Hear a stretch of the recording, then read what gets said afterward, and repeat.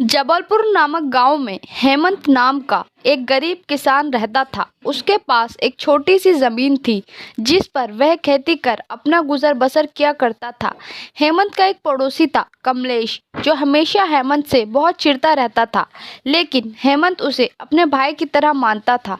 एक दिन कमलेश, क्यों हेमंत, क्या इस बार अपने खेतों में सरसों की फसल करोगे या नहीं? हेमंत, क्या कमलेश भाई, आपको तो अच्छे से पता है ना, पिछले साल सरसों की फसल हमारे खेतों में अच्छी नहीं हुई। कमलेश, मेरी बात मानो हेमंत, ये खेती तुम्हारे बस की नहीं। तुम मंडी में पल्लेदारी करना शुरू कर दो। हाँ हाँ हाँ। यह सुनकर बेचारा हेमंत उदास होकर अपने काम में लग जाता है। एक दिन हेमंत अपने खेत की तरफ जाता है।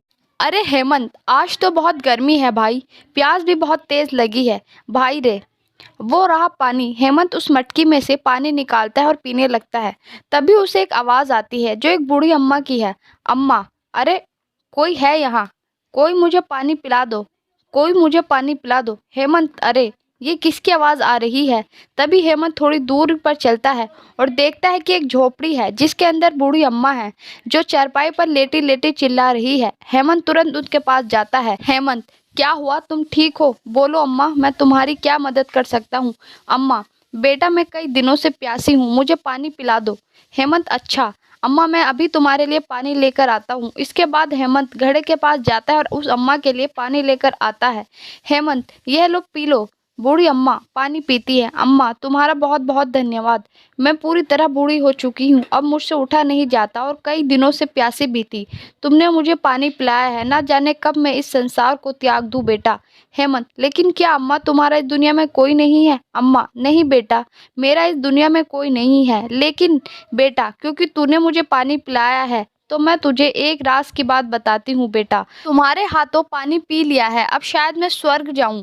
जाने से पहले तुम्हें एक राज बताती हूँ। मेरे घर के सामने जो नीम का पेड़ है, उसके नीचे बहुत पुराना चमत्कारी पिटारा छुपा हुआ है, जो मैं तुम्हें देना चाहती हूँ। उसका कभी दुरुपयोग मत करना, और कोई अगर उसका दुरुपयोग करे तो उसे वहीं छिपा देना। हेमंत, क्या चमत्कारी पिटारा? अच्छा ठीक है, मैं कभी उस चमत्कारी पिटारे का अपनी ज़रूरत से अधिक इस्तेमाल नहीं करूँगा और ना ही किसी को करने दूंगा। और अभी अम्मा, आप लंबा जियोगे। अम्मा, ठीक है बेटा, अब तुम जाओ और जाकर उस पिटारे को ज़मीन से निकाल लो। हेमंत वहां से उस नीम के पेड़ के पास जाता है और उसके पास वाली ज़मीन को खोदने लगता है। तभी उसे मिट्टी में एक लकड़ी का पिटारा मिल जाता है। हेमंत, अरे यह वही लकड़ी का चमत्कारी पिटारा है, अम्मा की कही हुई बात सच हो रही है। वह पिटारा लेता है और अपने घर जाता है। हेमंत की पत्नी, जी आ गए आप? कब से मैं आपकी राह देख रही हूँ। और ये क्या लेकर रखा है आपने अपने हाथों में? किसका लकड़ी का पिटारा उठा लाए आप? हेमंत, अरे भाग्यवान, यह एक चमत्कारी पिटारा है, हम जो भी चीज इसमें डालेंगे वह दोगुनी हो जाएगी। हेमंत की पत्नी, यह क्या कह रहे हैं जी, क्या सच में ऐसा हो सकता है? जी आप यहीं रुकिए, मैं अभी आता हूँ। थोड़ी देर बाद उसकी पत्नी हाथ में एक मूंगफली का दाना लेकर आती है और लकड़ी के पिटारे में वह मूंगफली का दाना डाल देती है। तभी उस पिटारे में बहुत सारी मूंगफली आ जाती है। दोनों ये देखकर हैरान रह जाते हैं। हेमंत, देखा तुमने भाग्यवान, यह सच में एक चमत्कारी लकड़ी का पिटारा है, हम जो भी इसमें चीज डालेंगे वह दोगुनी हो जाती है। हेमंत की पत्नी, हाँ जी आप बिल्कुल सच कह रहे हैं, यह सच में चमत्कारी लकड़ी का पिटारा है। अब हेमंत को जो भी चाहिए होता वह उस लकड़ी के पिटारे में डालता और वहीं उसके सामने बहुत अधिक मात्रा में आ जाता। हेमंत अब बहुत खुश था, वह अब जिंदगी खुशहाली से बिता रहा था। लेकिन हेमंत कभी भी उस पिटारे का गलत उपयोग नहीं करता। एक दिन हेमंत उस पिटारे के साथ अपने खेत पर जाता जहाँ वह खेती करता था। हेमंत, अरे मेरी गेहूं की फसल होने में तो अभी काफी समय है, लेकिन घर पर तो गेहूं का एक भी दाना नहीं है। ऐसे में मैं आगे क्या करूंगा? थोड़ी देर सोचने के बाद हेमंत, क्यों ना मैं इस पिटारे में गेहूं के कुछ दाने डाल दूं, इसके बाद मेरे सामने गेहूं के ढेर लग जाएंगे और तब तक मैं उन्हीं से काम चला लूंगा। अरे लेकिन मेरे गेहूं की फसल तो बिल्कुल हुई ही नहीं, फिर गेहूं के दाने कहाँ से लाऊं? हेमंत थोड़ा दूर चलता है, पास ही उसका पड़ोसी कमलेश था, जो अपने खेतों में काम कर रहा था। कमलेश भाई, जरा गेहूं के दाने चाहिए थे तुमसे। कमलेश, अरे भाई गेहूं के थोड़े दानों का भला तुम क्या करोगे? खैर यह लो गेहूं के दाने। कमलेश उसे अपनी फसल में से कुछ गेहूं के दाने निकाल कर दे देता है। हेमंत कमलेश से वो गेहूं के दाने लेकर वहां से चल जाता है, लेकिन कमलेश को यह बात कुछ हजम नहीं होती और वह हेमंत के पीछे पीछे जाने लगता है। एक जगह छुपकर कमलेश हेमंत को देखने लगता है। तभी हेमंत अपने उस लकड़ी के पिटारे में गेहूं के दाने डालता है। देखते ही देखते उन गेहूं के दानों से काफी गेहूं के हो जाते हैं। ये देखकर कमलेश हैरान रह जाता है। कमलेश, अरे यह क्या? इस हेमंत के बच्चे ने तो मुट्ठी भर गेहूं के दानों से इतने गेहूं कैसे बना लिए? इसके बाद वह कमलेश वहां से अपने घर जाता है और अपनी पत्नी को हेमंत की सारी बात बताता है। कमलेश की पत्नी, यह क्या कह रहे हैं आप? क्या सच में हेमंत के पास कोई ऐसा चमत्कारिक लकड़ी का पिटारा है? आप एक काम करिए जी, वह लकड़ी का पिटारा ले आए वहां से, उससे फिर हम उसमें पैसे डालेंगे, जिसके बाद हमारे पास बहुत सारे हो जाएंगे। ऐसे ही हम बहुत अमीर हो जाएंगे। कमलेश, अरे भाग्यवान, मैं कैसे उस हेमंत से वो चमत्कारी लकड़ी का पिटारा ला सकता हूँ? वह पिटारा हेमंत मुझे कभी नहीं देगा। हेमंत की पत्नी, मैं कुछ नहीं जानती, कुछ भी करिए, लेकिन वह चमत्कारी पिटारा ले आइए। जरा सोचिए ना, हम उस पिटारे की मदद से कितना कुछ पा सकते हैं। कमलेश, हाँ हाँ ठीक है, करता हूँ कुछ। रात को सभी गांव वाले सो रहे थे। कमलेश चुपचाप अपने घर से निकला और हेमंत के घर गया, जहां वह देखता है कि हेमंत और उसकी पत्नी सो रहे थे। कमलेश, पता नहीं इस हेमंत के बच्चे ने वह चमत्कारी लकड़ी का पिटारा कहाँ छुपा रखा होगा। इसके बाद कमलेश इधर उधर नजर डालने लगा और देखते ही देखते एक छोटी सी मेज पर उसे वह चमत्कारी लकड़ी का पिटारा रखा हुआ दिख गया। कमलेश, अरे वो रहा चमत्कारी लकड़ी का पिटारा। कमलेश लकड़ी का चमत्कारी चुरा लेता है और उसे अपने घर ले आता है। तभी उसकी पत्नी कमलेश को देर रात घर लौटते देख लेती है। कमलेश की पत्नी, इतनी रात कहाँ गए थे जी? और ये क्या है हाथ में? कहीं यह वही चमत्कारी लकड़ी का पिटारा तो नहीं है? कमलेश, हाँ हाँ भाग्यवान, ये देखो मैं चमत्कारी लकड़ी का पिटारा ले आया हूँ। कमलेश उसमें एक 10 का नोट डालता है। जैसे ही वह नोट उसमें डालता है, देखते ही देखते पिटारे में बहुत सारे नोट हो जाते हैं। कमलेश की पत्नी, देखिए जी, हमारे पास कितने सारे रुपए हो गए थोड़ी ही देर में। अब तो हम इस गांव में सबसे अमीर हो जाएंगे। अब कोई भी इस गांव में हमसे ऊंची आवाज में बात तक नहीं कर पाएगा। और अब आपको पूरा दिन गधों की तरह मेहनत करने की भी जरूरत नहीं पड़ेगी। अब तो मैं इन पैसों से बहुत सारे गहने लूंगी। अब हमारे पास कितने पैसे होंगे? अब तो हमें अमीर होने से कोई नहीं रोक सकता।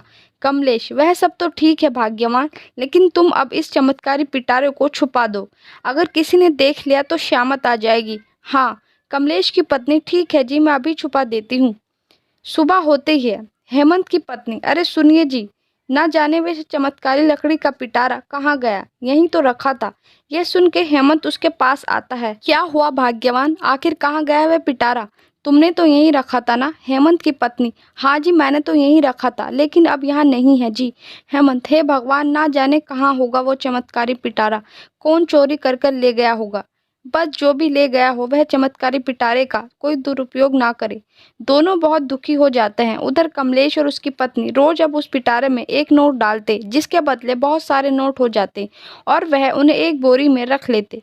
कमलेश की पत्नी, जब तक हमारे पास बहुत सारे पैसे इस चमत्कारी पिटारे से इकट्ठा नहीं होते, तब तक हम किसी को यह पता नहीं लगने देंगे कि यह पिटारा हमारे पास है। हम इससे पहले बहुत सारे नोट जोड़ लेते हैं। देखते ही देखते वह पैसों से बोरी भरना शुरू कर देते हैं। कमलेश की पत्नी, चलिए जी, अब इस बोरी को अंदर कमरे में छुपा देते हैं। कमलेश, हाँ हाँ भाग्यवान, तुम सही कह रही हो, चलो इसे अंदर पैसों से भरी बोरी को एक कमरे में छुपा देते हैं। अगले दिन हेमंत अपने खेत में जा रहा होता है। तभी उसे रास्ते में कमलेश मिलता है। कमलेश, हाँ भाई हेमंत, कहाँ जा रहे हो? अरे बड़े उदास नजर आ रहे हो, सब ठीक है ना? हेमंत, हाँ सब ठीक है, तुम बताओ तुम्हारी फसल कैसी हुई? कमलेश बोलता है, फसल? कैसी फसल भाई? अब मुझे फसल बोने की कोई ज़रूरत नहीं है, समझे भाई? हेमंत, क्यों ज़रूरत नहीं है भाई? कमलेश मन में, अरे यह बोल दिया मैंने, कहीं इस हेमंत को मुझ पर संदेह ना हो जाए। कमलेश, अरे नहीं नहीं, मैं तो ऐसे ही मजाक में बोल रहा था। ज़रूरत क्यों नहीं होगी भाई, बिल्कुल होगी, वही तो इकलौता सहारा है हमारा। आखिर एक एक पैसा तो फसल की बुआई से ही आता है। अच्छा हेमंत, अब मैं चलता हूँ। इसके बाद कमलेश वहाँ से चला जाता है, लेकिन हेमंत को उसकी बात हजम नहीं होती। हेमंत, आखिर इस कमलेश ने ऐसा क्यों बोला कि अब उस फसल की ज़रूरत नहीं है? कहीं इसी ने तो चमत्कारी पिटारा नहीं चुराया? हे भगवान, अगर इसी ने यह पिटारा चुराया होगा तो ज़रूर यह उसका गलत इस्तेमाल करेगा। अब मैं क्या करूं? मुझे वह पिटारा ज़मीन से निकालना ही नहीं चाहिए था। हेमंत बहुत सोच में पड़ जाता है। तभी हेमंत कमलेश के घर जाता है। कमलेश हेमंत को देखकर थोड़ा चौंक जाता है। कमलेश, अरे हेमंत भाई, कैसा आना हुआ तुम्हारा? सब ठीक तो है ना? हेमंत, अरे हाँ हाँ भाई, सब ठीक है। मैं यहाँ से गुजर रहा था तो सोचा कि तुमसे ही मिलता चलूँ भाई। कमलेश, अच्छा मुझसे मिलने आए हो? अच्छा कोई बात नहीं भैया, आओ आओ बैठो। हेमंत वहीं एक चारपाई पर बैठ जाता है। हेमंत, अरे भाई ज़रा एक गिलास पानी तो पिलाना। कमलेश, भाई क्यों नहीं, अभी लाता हूँ। कमलेश जैसे ही अंदर जाता है, हेमंत इधर उधर देखता है। उसे एक बंद कमरा दिखता है। हेमंत उस कमरे के पास जाता है और उसकी खिड़की से झांक कर देखता है।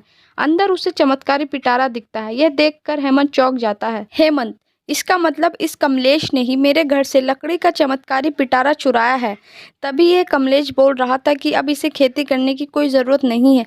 हे भगवान, यह ज़रूर चमत्कारी पिटारी का गलत उपयोग करेगा। मुझे ये चमत्कारी पिटारा यहाँ से लेकर जाना होगा और वापस इसे नीम के पेड़ के नीचे दफनाना होगा। हेमंत वहाँ से चला जाता है और रात को वापस कमलेश के घर जाकर वह पिटारा चुरा लेता है। हेमंत, बूढ़ी अम्मा ने कहा था कि इस चमत्कारी पिटारे का दुरुपयोग नहीं होना चाहिए, इसलिए अब मैं इसे वहीं दफना दूंगा। हेमंत उसी जगह जाकर फिर से मिट्टी के अंदर उस चमत्कारी पिटारे को छुपा देता है। सुबह होती है। कमलेश देखता है कि जिस कमरे में उसने पिटारा रखा था वहां पर नहीं था। कमलेश, अरे अरे, कहाँ गया वह पिटारा? आखिर कहाँ गया वह पिटारा? यहीं तो रखा था, कहाँ चला गया? कमलेश की पत्नी, क्या हुआ जी, क्यों चिल्ला रहे हो? कमलेश, अरे भाग्यवान, वह पिटारा नहीं मिल रहा है, लगता है कोई इसे यहाँ से ले गया है। कमलेश की पत्नी, क्या बोल रहे हो? हे भगवान, अब हम पैसे इकट्ठा नहीं कर पाएंगे, अब तो पिटारा चला गया है। कमलेश, चुप हो जाओ भाग्यवान, जितने पैसे हमने बोरी में इकट्ठा किए हैं, चलो उन्हीं को बाहर निकालते हैं, अब और पैसे तो आने से रहे। दोनों एक बंद कमरे की तरफ चले जाते हैं। जैसे ही कमरे का दरवाज़ा खोलते हैं, देखते हैं कि बहुत सारे चूहे नोटों की बोरी के आसपास मंडरा रहे थे। कमलेश की पत्नी, अरे ये चूहे कहाँ से आ गए? कमलेश नोटों की बोरी खोलता है तो दोनों हैरान रह जाते हैं। उन नोटों को चूहे कुतर चुके थे। कमलेश की पत्नी, अरे ये क्या हो गया जी, हमारे सारे पैसे तो ये चूहे कुतर गए, ये कैसे हो गया जी? हम तो बर्बाद हो गए, हमारे पैसे पाने के लालच ने बर्बाद कर दिया हमें। इसके बाद दोनों सिसक सिसक कर रोने लगते हैं। गलत काम करने वाले व्यक्ति के साथ हमेशा गलत होता है। दोस्तों, कहानी आपको कैसी लगी कमेंट बॉक्स में अपने विचार इस कहानी पर ज़रूर बताएं और ऐसी कहानी सुनने के लिए हमारे चैनल को सब्सक्राइब करें, वीडियो को लाइक करें। धन्यवाद।